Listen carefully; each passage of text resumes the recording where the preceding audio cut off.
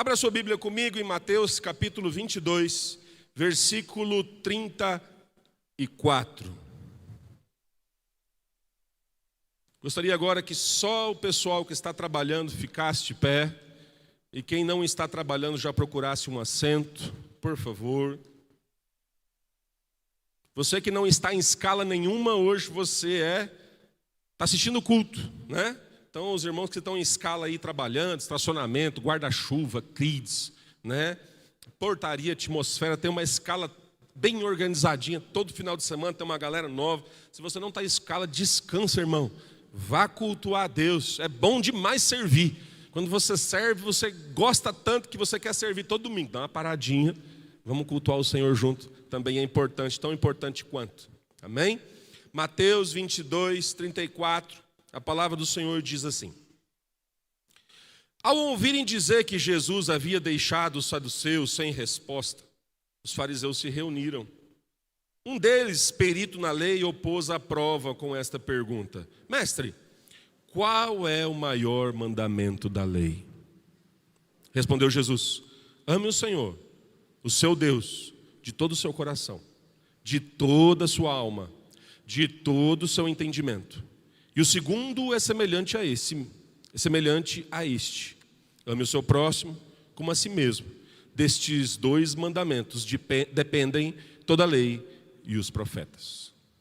Querido, Jesus estava ministrando a palavra e como mestre, como alguém que tinha profunda revelação e entendimento, deixou os saduceus embaraçados. Não souberam, questionaram, Jesus respondeu. Eles ficaram alguns versículos atrás ali na questão do pagamento do imposto a César, na questão da ressurreição. Os saduceus não conseguiam conceber essa ideia de que a ressurreição era uma realidade. E eles foram perguntar: mestre, como é que funciona? Se uma mulher morrer, ou se um homem morrer e a sua esposa vai ficar desposada, casar com o seu irmão, e aí acontecer 7 sequências, né? A viúva negra matou 7, né, da família. E no final ela falecer também. Lá no céu, essa ressurreição, como é que vai ser esse negócio? Como é que funciona? E Jesus: não, calma aí, lá no céu ninguém vai casar, descasar, lá no céu seremos como os anjos, lá não tem esse negócio. E os saduceus ficaram todos embaraçados com essa ideia, com esse ensinamento. E os fariseus, ouvindo isso, falaram: agora é nossa vez, vamos entrar nessa parada. E um mestre da lei que se achava o cabeçudo, o cabeção, o mestre de todo o entendimento, chegou: eu vou pegar. Se os saduceus não dá conta, o fariseu dá conta. Eu vou pegar esse mestre chamado Jesus aí, vamos ver se ele é bom mesmo. E ele chegou: Jesus, profundo conhecedor da palavra, qual que é o maior mandamento? Qual que é o maior mandamento da lei? O que Deus deixou como sumo, como extrato, como o resumo de toda a lei? O que Deus pede de nós? Se eu fosse pegar o Antigo Testamento todo, porque nós estamos falando de uma época em que o Novo Testamento não havia sido compilado, não havia sido escrito. Se fosse para pegar o Antigo Testamento todo, tudo que Deus deixou, nos profetas, na lei, Moisés, essa galera toda, Isaías, Ezequiel, pegar todo mundo e tirar ali só a alma, tirar ali só o principal, a regra de ouro. Qual que é, Jesus? E ele lança para nós o que ainda ficou e ainda se mantém como o maior mandamento deixado para nós. Ele diz: ame ao Senhor com todo o seu coração, de toda a sua alma e de todo o seu entendimento. Ame a Deus com todo o seu coração, com toda a sua alma e com todo o seu entendimento.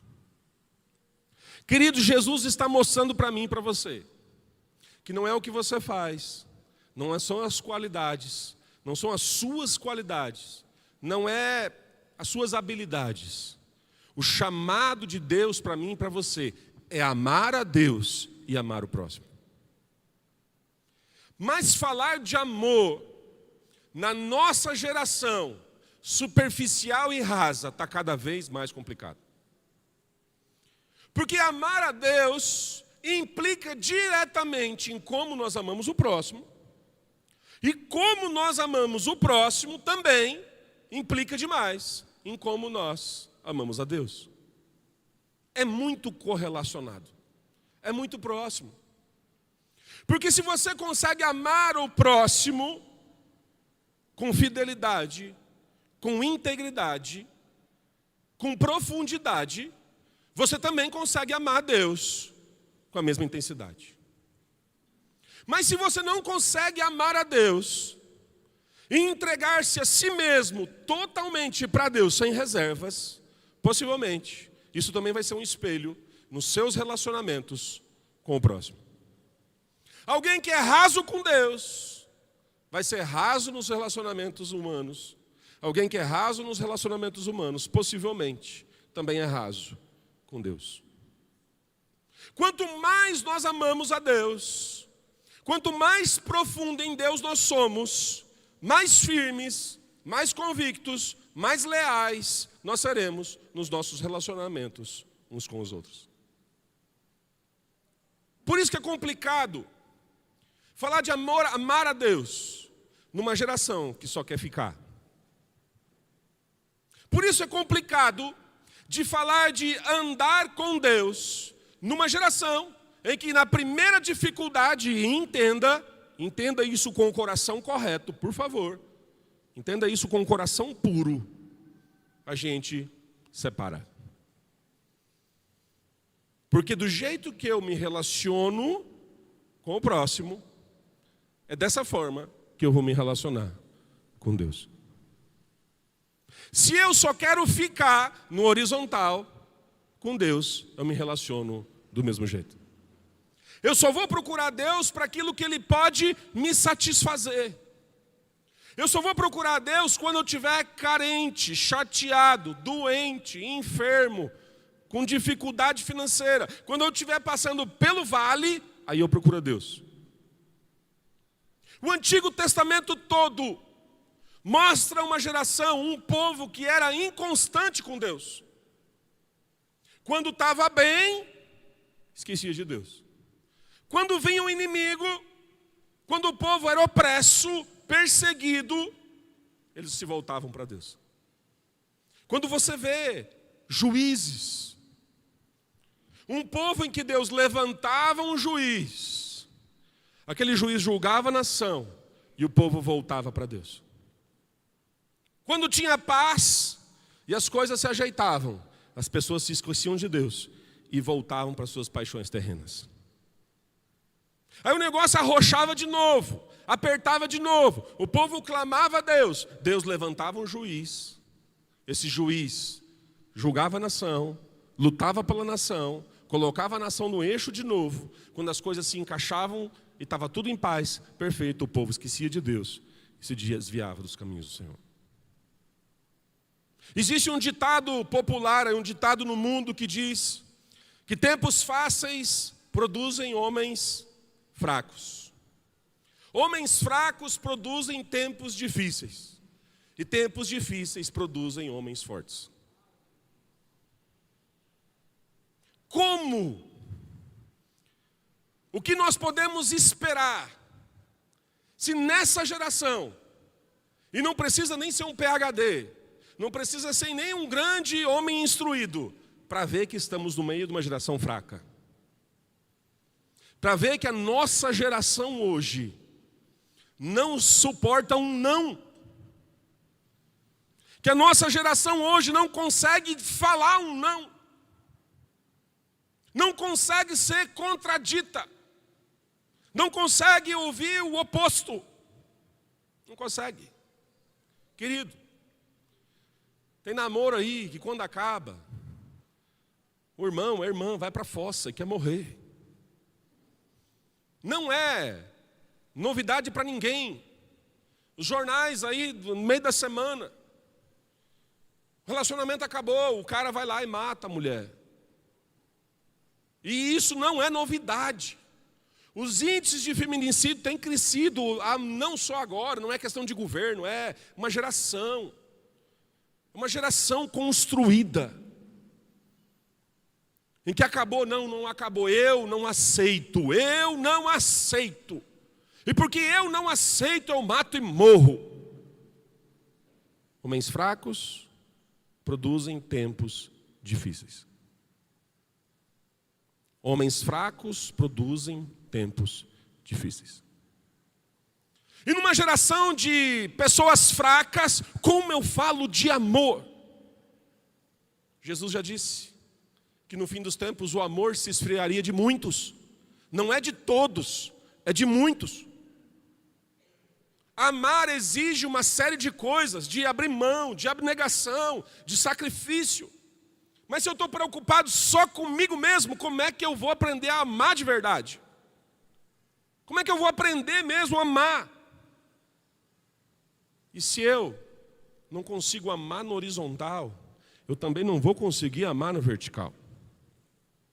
Porque alguém que diz que ama a Deus, mas odeia o seu irmão, está na palavra, não ama a Deus coisa nenhuma, é mentiroso.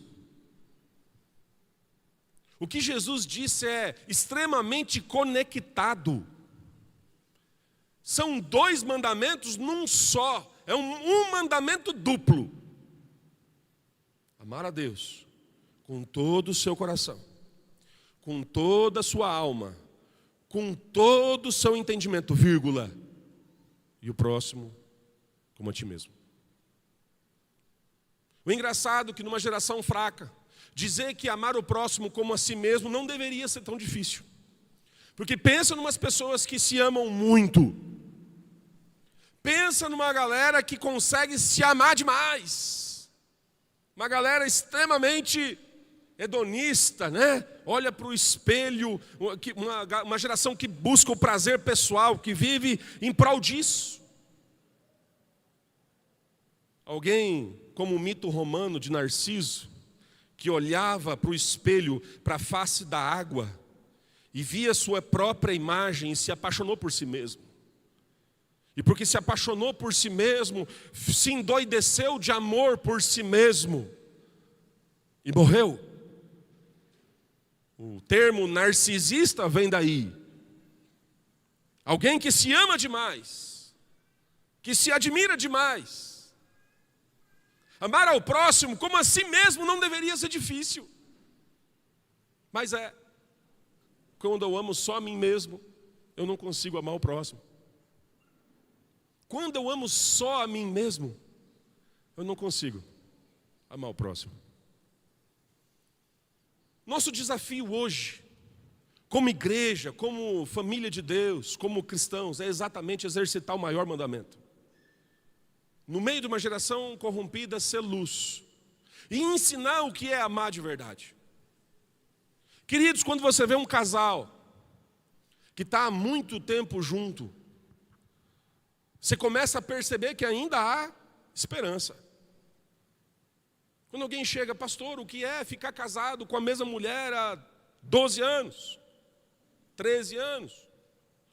Quando nós pegamos os mais antigos da igreja aqui, Juventino, né? Nós pegamos alguns irmãos aí que têm uma juventude, que viveu mais tempo de jovem do que eu, né? Os jovens aqui, mas eu também sou jovem, eu sou só mais jovem que você há mais tempo, né? E tem alguns que são mais jovens há mais tempo ainda. E quando você conversa com alguns irmãos, o que é ficar casado há 20 anos, 30 anos, 40 anos, 50 anos? Eu posso falar de mim, é maravilhoso. É extraordinário. Mas está cada vez mais difícil. Porque ficar muito tempo com alguém exige abnegação. Exige aprender a amar de verdade. Exige abrir mão de muitas outras coisas. O relacionamento horizontal vai determinar como será o nosso relacionamento vertical. Mas o nosso relacionamento com Deus também vai dizer muito de como nós nos relacionamos com o próximo.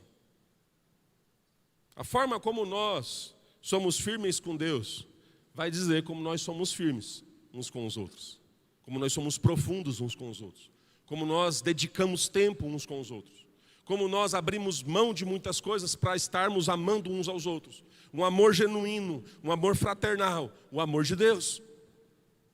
O maior mandamento é: ame ao próximo como a ti mesmo.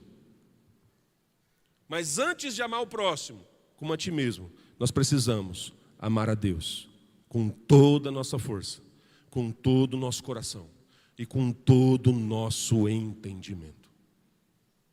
Pastor, eu estou chegando agora nesse negócio. Eu tenho um entendimento pouco. E a escola ministerial está aí para te ajudar. Mas não é só a instrução oficial, não é só a instrução ali numa sala de aula que vai te trazer entendimento. Pastor, a minha paixão por Deus ainda é pequena. O meu coração ainda está misturado.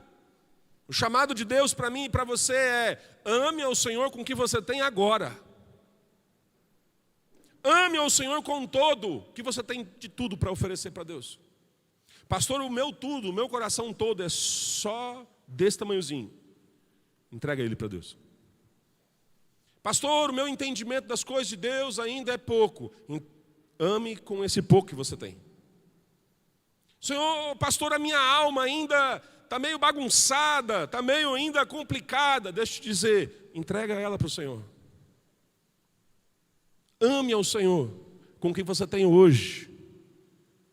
E se você dedicar com aquilo que você tem hoje, amanhã vai ser um pouquinho mais. E depois um pouquinho mais. E semana que vem um pouquinho mais. E conforme você vai andando com Ele, você vai conhecendo Ele mais. E o seu entendimento vai se expandindo. E mês que vem você vai conhecer mais Jesus. E no ano que vem você vai conhecer mais dele, e a sua alma vai estar maior, e o seu coração vai ser maior, e você vai ter mais para oferecer para ele. E conforme você vai andando com ele, mais dele nós vamos recebendo. Ame ao Senhor com todo o seu entendimento, com toda a sua alma e com todo o seu coração. Como que eu faço isso? Como é que isso funciona na prática, pastor? Eu quero aprender na prática. Eu quero aprender a amar a Deus de verdade. Eu preciso ter umas dicas. Ajuda aí. Ajudo. Abra comigo em 1 Coríntios. Capítulo 13.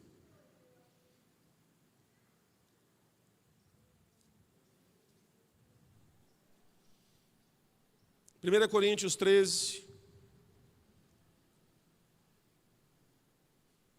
Versículo 1. A palavra do Senhor diz: ainda que eu falasse a língua dos homens e dos anjos, se não tiver amor, serei como o sino que ressoa ou como o prato que retine. Ainda que eu tivesse o dom da profecia e saiba todos os mistérios de todo conhecimento, e tenha uma fé capaz de mover montanhas, se eu não tiver amor, nada serei. Ainda que eu dê aos pobres tudo o que eu possuo e entregue o meu corpo para ser queimado, se não tiver amor, nada disso me valerá. O amor é paciente, o amor é bondoso, não inveja, não se vangloria, não se orgulha, não maltrata, não procura seus interesses, não se ira facilmente, não guarda rancor. O amor não se alegra com a injustiça, mas se alegra com a verdade. Tudo sofre, tudo crê, tudo espera e tudo suporta. Pastor, não estou casando hoje, eu também não estou fazendo um casamento. 1 Coríntios 13 fala do que é o amor. Fala e te dá dica para mim e para você de como o amor se comporta. De como deveria ser o nosso comportamento com Deus e com o próximo. E a primeira coisa que eu entendo, olhando para o versículo 1, que diz: ainda que eu fale a língua dos homens e dos anjos, se não tiver amor, serei como o sino que ressoa ou como um prato que retina. Primeira coisa que eu aprendo é que sem amor, tudo que eu falo é ineficaz. Você pode falar muito, você pode ter muito a dizer, Mas se você não tiver amor para falar o que precisa ser dito, não vai valer de nada. Conheço inúmeras pessoas que chegam em mim e falam: pastor, eu sou profeta, eu tenho algo da parte de Deus para dizer. Eu já sei de longe. Eu sei. Na maioria das vezes, palavra dura, sem amor, não edifica. Na maioria das vezes, quando alguém vem com essa postura, dizendo: eu tenho algo para dizer, mas não tem amor, é ineficaz. Mesmo que eu conheça a língua dos homens, mesmo que eu conheça a língua dos anjos, se eu não tiver amor, eu só faço barulho. Se eu não tiver amor, é só um sino tocando, um prato que retine. Não adianta ter muito a falar se não tiver amor como tempero. Não adianta ter palavras belas, orar em línguas, trazer o oculto e o escondido, porque a palavra do Senhor orienta sobre graça e verdade. Primeiro graça, depois a verdade. Tudo que nós dissermos uns aos outros, com os nossos filhos, nos nossos casamentos, entre nós, irmãos, precisa ser temperado com amor. Inúmeras vezes pessoas me procuram: pastor, eu digo mesmo, e eu digo: sinto muito, eu entendo a sua fraqueza. Pastor, mas eu falo, se tiver que falar eu falo. Eu te entendo, e eu vou orar por você. Porque normalmente alguém que fala assim: eu falo mesmo, eu não tenho papas na língua, eu não fico fazendo joguinho, eu já fico com o pé atrás e falo: Verdadeiramente precisamos exortar uns aos outros, isso é bíblico. Mas se não tiver amor, é ineficaz. Você precisa educar os seus filhos. Você precisa se acertar com a sua esposa, com o seu marido. Precisa ser dito o que precisa ser dito, é fato. Mas antes de dizer o que precisa ser dito, precisa ter amor no negócio. Precisa ser temperado com graça. Precisa ser falado e como é falado. Não é só falar, é como falar. Não é o que falar, é como foi dito. Muitas coisas foram ditas com durezas para nós. Quando alguém disse algo para você, foi muito duro, não teve amor, te machucou, feriu o seu coração.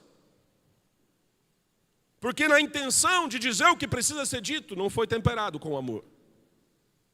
Quem sabe você machucou alguém com as suas palavras. Porque na boa intenção de dizer o que precisa ser dito, você não temperou com amor. Não é só boas intenções. Não é só falar o que precisa ser falado. Sim, mas como é falado? Quem sabe está faltando amor no nosso trato conjugal. Quem sabe está faltando amor, eu digo de mim mesmo, como pai, na educação dos nossos filhos. Às vezes falta amor no tratar um pecado de um irmão. Às vezes você foi exposto, porque não tiveram amor quando foram tratar contigo algo que deveria ser tratado mesmo. Às vezes você pisou na bola, às vezes você, por imaturidade, enfim, circunstâncias, não sei. Algo que precisava ser direcionado na sua vida, precisava ser consertado, você precisava ouvir, mas às vezes faltou amor. E isso feriu e te machucou.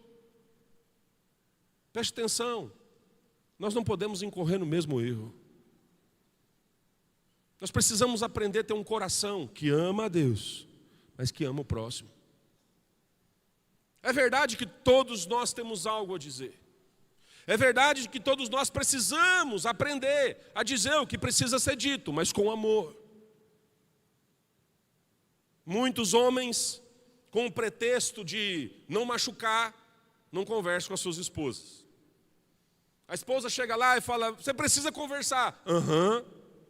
Você precisa falar o que você pensa, você precisa falar como você se sente. E não fala. E no dia que o negócio está mais exaltado assim, que já está quase jogando as panelas um no outro, aí o marido fala: eu não falo, porque se eu falar, eu acabo te machucando. Presta atenção, precisa ser dito. E às vezes isso demora tempo. Isso às vezes demora intimidade. Isso demora às vezes abertura, destravar de alma. Como nós vimos na escola ministerial hoje de manhã, tem gente que é totalmente introspectiva, é para dentro. Não consegue ver o mundo. O mundo dele está dentro dele. E ele não tem habilidade, não consegue falar de emoção, de jeito nenhum. Não consegue se expor, não consegue falar do que sente, e ele é totalmente travado. Não é porque ele não quer, é porque não consegue. E se você falar, e pressionar, e exigir, desse mato não sai coelho, irmão. Não vai sair nada. As coisas precisam ser ditas, com certeza, mas precisa ser temperado com amor. Em todos os nossos relacionamentos, precisa ter amor. Outros também usam de desculpa, porque apronta. E quando ouve, mas porque não teve amor. Não, querido, às vezes teve. Às vezes teve muito amor. O que nós precisamos entender é que falar sem amor é ineficaz. Mesmo que eu falasse a língua dos homens, mesmo que eu falasse a língua dos anjos, ele não está dizendo que não tem, está aqui, ele está dizendo, mesmo que eu falasse em línguas, mesmo que eu fosse,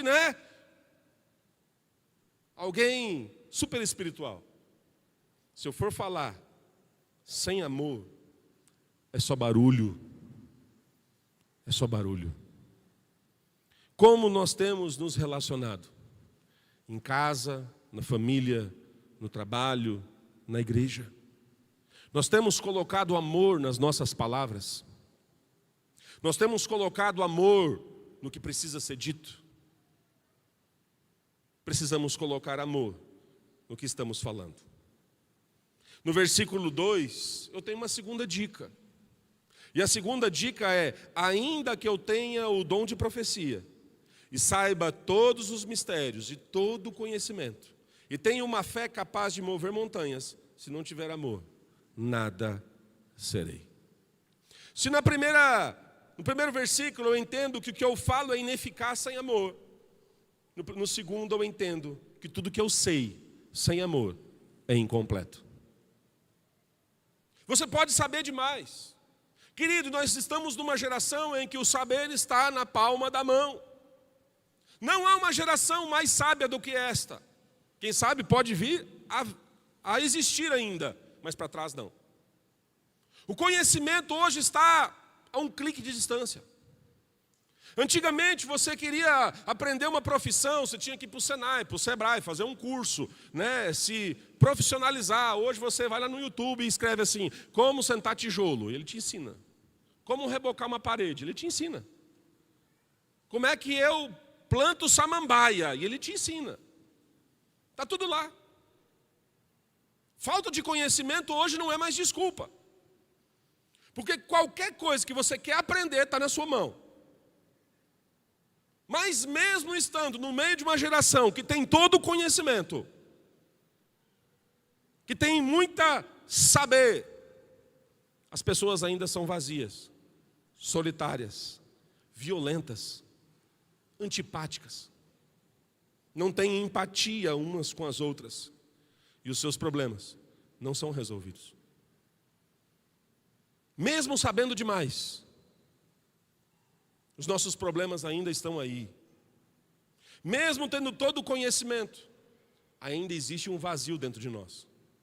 Mesmo tendo tudo na palma da mão, um lanche, um transporte, uma viagem, mesmo que eu quiser, tem um aplicativo para isso. E se não tiver, tem alguém pensando nisso, nesse exato momento. Mesmo que eu tenha toda essa acessibilidade, mesmo que eu tenha toda essa disponibilidade, o problema do homem ainda continua. Os homens ainda continuam solitários. Os homens ainda continuam violentos. Os homens ainda continuam vazios. Sem amor, tudo que eu sei é incompleto. Você pode saber muito, mas ainda está faltando algo. Você pode conhecer demais sobre a sua área de atuação. Pode ser o melhor, o melhor contador, o melhor advogado, o melhor administrador, o melhor diretor. Você pode ser o melhor odontólogo, o melhor dentista. Você pode ser o melhor pedreiro. Você pode ser o melhor na sua área. Sem amor, ainda está faltando alguma coisa. Conhecimento está disponível. O conhecer e o saber está diante de nós. O problema não é saber. O problema é ter amor nisso. O problema é saber como amar. Nós temos colocado amor no nosso saber. Nós temos buscado conhecer as pessoas e entendê-las de verdade. Nós temos buscado solução ou presença. Temos oferecido resultados ou um ombro amigo. Temos ajudado as pessoas a conquistar e chegar lá, bater meta, ou temos um abraço quentinho na hora que a pessoa precisar? Uma palavra amiga para dizer na hora da dificuldade. Nós temos habilidade para fazer as pessoas crescer, habilidade para fazer as pessoas conquistar, habilidade para fazer as pessoas saírem da sua zona de conforto, para mexer com o seu coração, para mexer e fazer elas se levantarem, mas também temos habilidade para estar junto quando elas precisam. Também temos habilidade para trazer uma palavra de conforto ao coração quando elas necessitarem. Também tem um ombro amigo disponível quando lágrimas rolarem. Não é muito saber, é se tem amor no saber. A grande verdade é que você precisa saber mesmo. A grande verdade é que você precisa investir no seu conhecimento. Se você está conosco há um bom tempo, nós sempre incentivamos os jovens a estudar e fazer faculdade. Eu mesmo estou terminando mais uma. Vou colar grau agora dia 25, semana que vem. E se puder eu faço pós, e se puder eu faço mais uma, e se puder eu quero conhecer. Mas precisa ter amor. Não é o meu conhecimento que me... Eu já aprendi isso com Deus. Conhecimento é ferramenta. Precisa ser ferramenta. Se o pedreiro não sabe a obra que ele está edificando, ferramenta alguma tem utilidade. Se o pedreiro não sabe o que ele está construindo, não adianta colocar a ferramenta na mão dele, porque nada vai sair. O problema não é a ferramenta, o problema é o projeto de vida. Tem amor no seu conhecimento. O que você sabe tem movido o seu coração. E no mesmo versículo eu vejo a continuação na parte B. Todo conhecimento. E tem uma fé capaz de mover montanhas. Se não tiver amor, nada serei. Sem amor, tudo que eu creio é insuficiente. Você pode ser um grande homem de Deus. Você pode ser uma grande mulher de Deus. Ser um grande teólogo e um conhecedor profundo das Escrituras. Pode ser um homem, uma mulher muito usado por Deus. E Deus usa mesmo. É o desejo do coração dele. Mas se não tiver amor, se não tiver amor, nada serei. Se não tiver amor na minha fé, nada serei. Se aquilo que você crê não tiver amor envolvido, nada serei. Muitos buscam ser usados por Deus. Vá para um monte, mas vá para o monte mesmo, vá orar. E quando você está lá orando a Deus, você vai ver de tudo, você vai experimentar de tudo, você vai ver algumas coisas ali. E uma das coisas que a gente percebe é que tem muita gente buscando a Deus por causa de unção e poder. Você não vê alguém enjoelhado lá e falando: Deus, me dá um coração compassivo, me dá um coração amoroso, me tira todo o rancor do meu coração, eu quero crescer em amor, Deus, eu quero aprender a amar as pessoas. Você não vê essa oração. Muito difícil alguém procurar no final de um culto e falar: pastor, coloca a mão na minha cabeça e ora porque eu não consigo ser amoroso. Pastor, ora comigo, porque eu sou grosso igual canto de cerca. Mais grosso que canto para satulete. Eu sou grosso. Ora comigo porque eu quero aprender a ser amável. Tem uma fé gigante. Tem uma fé usada em milagres, extraordinário. Mas não tem amor, nada é. Não sou eu que estou dizendo, é a palavra. Se não tiver amor, nada serei. 2 Timóteo, o apóstolo Paulo orienta o seu discípulo amado Timóteo, dizendo: olha, busque ser aprovado como obreiro. Não é obreiro aprovado, é aprovado como obreiro. A sequência é importante. Primeiro aprovado, depois obreiro. Tem muita gente querendo ser obreiro, ser usado por Deus, envolvido na obra sem ser aprovado. Busque ser aprovado como obreiro, que não tem no que se envergonhar, que maneja bem a palavra da verdade.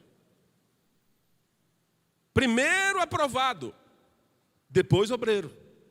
Tem muita gente querendo ser usado por Deus, mas não foi aprovado ainda. Sabe como nós somos aprovados como homens e mulheres de Deus? É no amor. Você conseguiu amar a Deus com todo o seu coração, com toda a sua alma e com todo o seu entendimento, e amar o próximo como a si mesmo, você está no caminho certo. Alguém é aprovado quando consegue colocar amor na sua fé, quando consegue colocar empatia no que crê, quando eu consigo me colocar no lugar do outro. Ah, pastor, mas a Bíblia condena. Verdade. Se coloca no lugar do outro primeiro. Como eu disse no primeiro ponto, diga o que precisa ser dito com amor.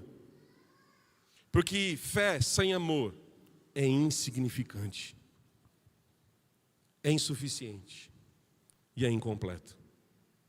E ele continua dizendo, no versículo 3, ainda que eu dê aos pobres tudo o que eu possuo, e entregue o meu corpo para ser queimado, se não tiver amor, nada disso me valerá. Sem amor, tudo que eu dou é insignificante.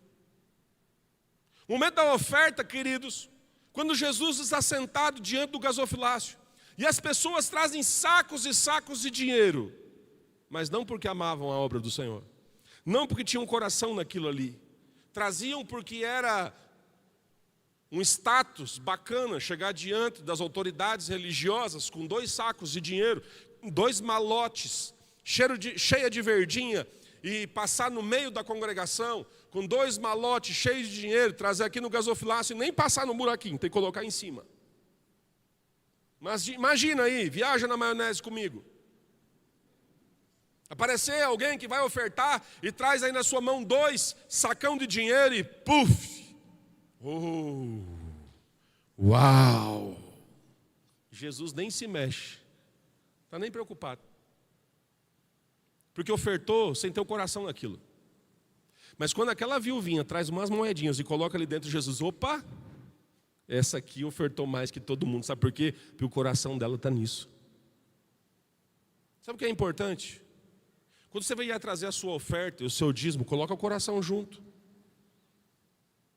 Entenda que essa obra é importante, a expansão do reino de Deus. Aqui tem salvação, aqui tem libertação, aqui tem a pregação da palavra, aqui tem edificação. O reino de Deus tem se expandido nesse lugar. Coloca o coração.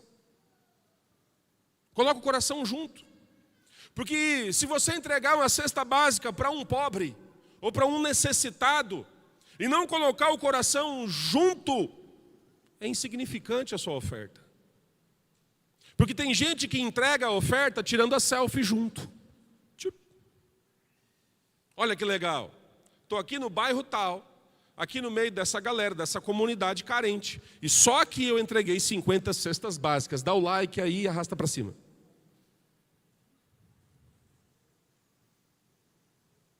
Aquilo que eu dou sem amor para Deus é insignificante. Aquilo que eu faço, a minha oferta, pode ser a mais generosa possível.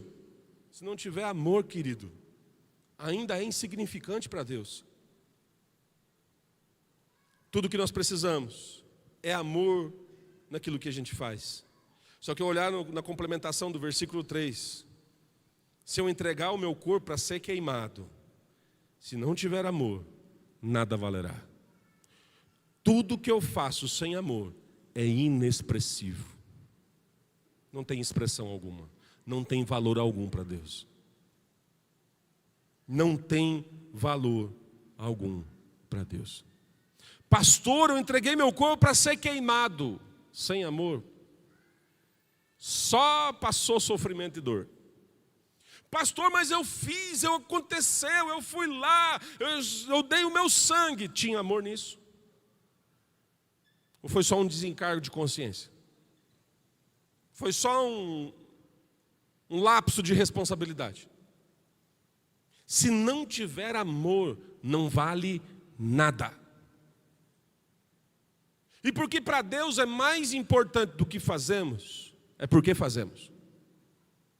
Para Deus, mais importante do que você fala, é porque você fala. Mais importante do que você oferta, é porque você oferta. Para Deus, mais importante do que tudo isso é a motivação do seu coração. Por que você está andando com Deus? Porque você quer a proximidade dele na sua vida, porque você o ama. Essa era a resposta. Não porque ele vai me abençoar, não porque ele vai abrir as portas, não porque ele vai tornar a minha vida mais fácil, é porque eu o amo.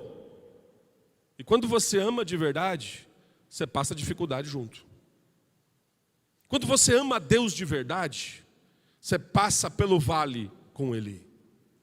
Você passa no vale da perca com Ele. Você passa no vale da necessidade com Ele. Você passa no vale do desabastecimento com Ele. Você passa no vale do sofrimento com Ele. Você passa no vale com Ele porque você o ama. Não é o que Ele faz para você, é o que te motiva a andar com Ele. Ame o seu Deus com todo o seu coração, com toda a sua alma, com todo o seu entendimento. Para Deus é mais importante do que você faz, é porque você faz.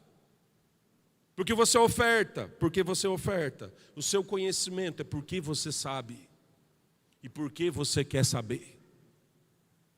Deus está preocupado com as intenções do nosso coração. Deus está esquadrinhando o nosso ser, Ele conhece o nosso sentar, o nosso levantar. Ele me cerca por detrás e por diante. Para onde eu fugirei da sua presença? Se eu fazer a minha cama no mais profundo abismo, lá o Senhor está. Se eu tomar as asas da alvorada, lá o Senhor também está. Para onde eu fugirei da sua presença? Não há nada que eu possa esconder de Deus. Deus esquadrinha os meus rins, como diz a palavra do Senhor. Ele conhece o meu interior. Deus não está preocupado com a fachada. Ele está preocupado com o seu coração. Pastor, como é que eu amo mais a Deus? E como é que eu faço para amar mais o próximo então? Primeiro, amor é uma decisão. Você decide amar. Pastor, eu quero ser mais amável. Decida ser mais amável. Pastor, eu quero amar mais. Eu quero aprender a me doar mais. Querido, não é só palavra, é ação. É uma ação que você toma todo dia. Todo dia você acorda e fala, eu vou amar mais a Deus hoje. Hoje eu vou amar mais o Senhor do que eu amei ontem. Hoje eu vou buscá-lo mais do que eu busquei ontem. Hoje eu vou querer estar mais perto dele do que eu estive ontem, todo dia. Isso é uma decisão. Eu gostaria de chamar o Ministério de Louvor aqui acima. Mas além de ser uma decisão, queridos, além de ser algo que eu escolhi fazer, o amor é uma escolha. Nós escolhemos amar. Cada palavra dita, cada ação feita, cada oferta dada, nós escolhemos. Nós escolhemos amar mais a Deus. Quem sabe a grande pergunta nessa noite é, no seu projeto de vida tem Deus? Naquilo que você decidiu fazer da sua vida tem Deus? Quando você projetou, eu vou casar, você vai casar para Deus? Não, eu vou ganhar dinheiro, você vai ganhar dinheiro para Deus? Eu vou ser um profissional bem-sucedido, é para Deus? Eu vou prosperar, é para Deus? Eu vou ter filhos, é para Deus? Eu vou ajudar muitas pessoas, é para Deus? Ué, pastor, não entendi agora. Pois é, tem muita gente ajudando o próximo sem Deus no meio. É para Deus? No seu projeto de vida que você rascunhou na sua mente em algum momento, quando você falou, vou fazer assim, vou fazer assado, vou fazer faculdade, vou estudar, vou trabalhar, vou abrir uma empresa, tal, você colocou Deus no meio. Deus ainda é o maior amor da sua vida. Você ama Deus com todo o seu coração, com toda a sua alma, mente, vontade, emoção, e com todo o seu entendimento. Gostaria que você ficasse de pé onde você está.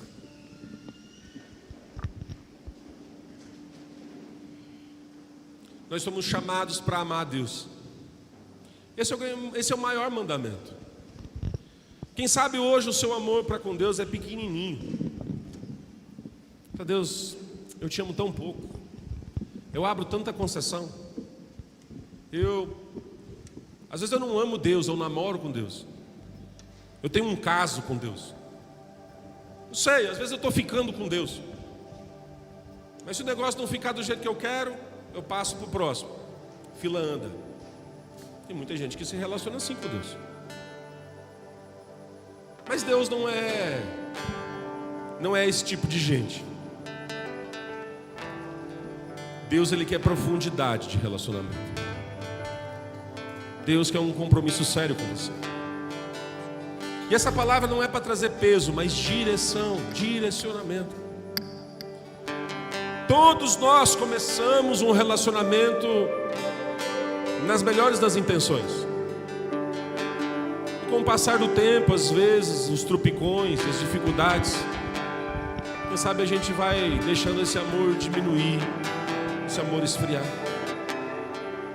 Quem sabe a intenção do coração muda, a motivação muda. Eu não sei. Mas quem sabe o Espírito Santo está te chamando a um novo nível de relacionamento com Ele nessa noite. Deus não quer terminar contigo. Deus, Ele não está pedindo divórcio. Na verdade, Deus, Ele quer exclusividade. Ele quer nessa noite que você tome uma decisão de ser só dele. Só dele. E quem sabe você tem medo de se entregar totalmente para Deus. E quem sabe é isso que tem se espelhado nos seus relacionamentos horizontais. Quem sabe você tem passado de relacionamento em relacionamento porque você tem medo de firmar um compromisso com alguém de verdade. Quem sabe você tem medo de mergulhar em Deus porque você já mergulhou num relacionamento e se feriu demais. Eu não sei. Mas isso tem atrapalhado o seu relacionamento com o Senhor. Quem sabe você já até tentou, mas os prazeres da vida chamaram a sua atenção, os prazeres do mundo. Nessa noite o Senhor tem nos chamado para um novo nível de amor, de compromisso com Ele. Nesses dias o Senhor tem incomodado muitos e muitos. Eu tenho conversado com muitos irmãos e eles têm o mesmo sentimento. O Senhor tem chamado o seu povo. O Senhor tem chamado o seu povo para um novo nível de relacionamento com Ele. Porque quanto mais o mundo se perde, quanto mais o mundo se entrega, o único refúgio que nós teremos será a presença de Deus. Quanto mais o mundo mergulha na escuridão de relacionamentos doentios, quebrados, quanto mais o mundo mergulha na superficialidade, do descompromisso, da irresponsabilidade, ele tem levantado uma bandeira disso. Nosso refúgio será a presença de Deus. Uma geração que não conhece o amor verdadeiro e genuíno. Uma geração que não conheceu o amor de pai e de mãe. Uma geração que não conheceu o amor verdadeiro do cônjuge. Uma geração que não conheceu o que é amor. O Senhor tem chamado para conhecer o amor em Cristo Jesus. O Senhor tem nos chamado a crescer um relacionamento com Ele. E a forma como nós iremos nos relacionar com Deus precisa influenciar como iremos se relacionar uns com os outros. Deus tem te chamado nessa noite a um nível de exclusividade com Ele, a um nível de comprometimento com Ele, de amar a Deus, de amá-lo com todo o seu coração, com toda a sua alma e com todo o seu entendimento.